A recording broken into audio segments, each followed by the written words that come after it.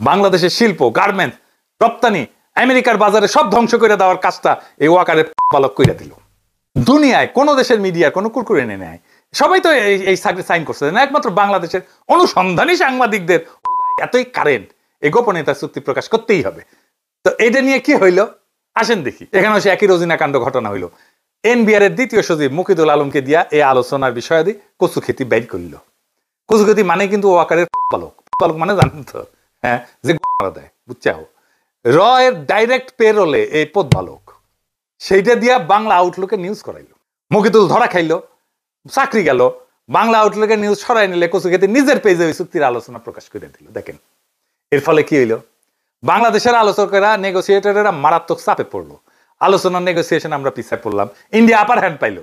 তাহলে বুঝেছেন তো কে কার সুবিধার জন্য এটা পাবলিক করা হয়েছিল, ওই বালক ওয়াকারের কেন এটা পাবলিক করলো। আপনারা তো জানেন বাংলাদেশ যদি ফেভারেবল ট্যারিফ না পায় তাহলে ইন্ডিয়া লাভবান হবে, আর কেউ না।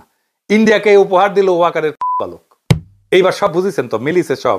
বাংলাদেশের শিল্প, গার্মেন্টস, রপ্তানি আমেরিকার বাজারে সব ধ্বংস করে দেওয়ার কাজটা এই ওয়াকারের বালক কইরা দিল।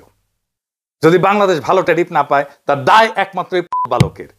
আপনারাই বলেন এটা প্রকাশ করে কি এমন হাতি ঘোড়া বজ্রা পানসি হয়েছে? কি অর্জন করছে বাংলাদেশ? কিছুই না। বাংলাদেশের জনগণ কি অর্জন করছে? কিচ্ছু না, হারাইছে। কিন্তু এইটা প্রকাশ করার জন্য এত কুরকুরানি কেন ওদের খোয়ায়? কুরকুরানি মোদির কুরকুরানি, ইন্ডিয়ার কুরকুরানি। কারণ মোদি কইছে শুধু ওয়াকার নামিও তোমার বালক বানাবো, আর ওই খুশিতে নাচছে দৌড়। তাহলে কি আমরা ফেভারেবল ট্যারিফ পাবো না আমেরিকার বাজারে? 2 দিন অপেক্ষা করেন, ভালো খবর পাবেন ইনশাল্লাহ। ওয়াকারের বালক কাজটা খুব জটিল এবং কঠিন করে দিলেও এটা উত্তরানো গেছে। আমার কাছে যতটুকু খবর আছে, চুক্তির ডিটেলস বেশি জানতে পারবেন তাড়াতাড়ি। এই ট্যারিফ আলোচনা, এই গোপনীয়তার চুক্তি সবই কূটনৈতিক বাস্তবতা।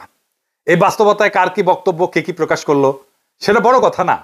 বড় কথা এই যে বাংলাদেশে কোনো দালাল চক্র, কোনো রোজিনা সিন্ডিকেট, অনুসন্ধানী সাংবাদিকতার নামে রয়ের দালাল, ওয়াকারের পাঁচাটা হাইব্রিড অনুসন্ধানী সাংবাদিকদের খেয়ালখুশির উপর চলে না।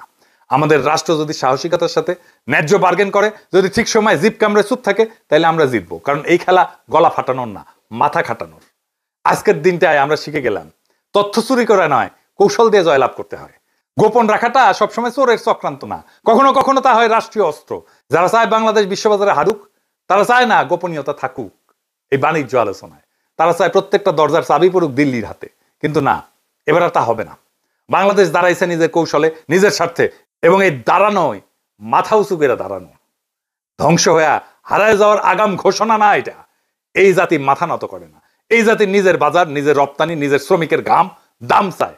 যুক্তরাষ্ট্র হোক, ভারত হোক, কেউ আমাদের পেছনে রেখে সুবিধা পাবে না যদি আমরা নিজের প্রতি বিশ্বস্ত থাকি।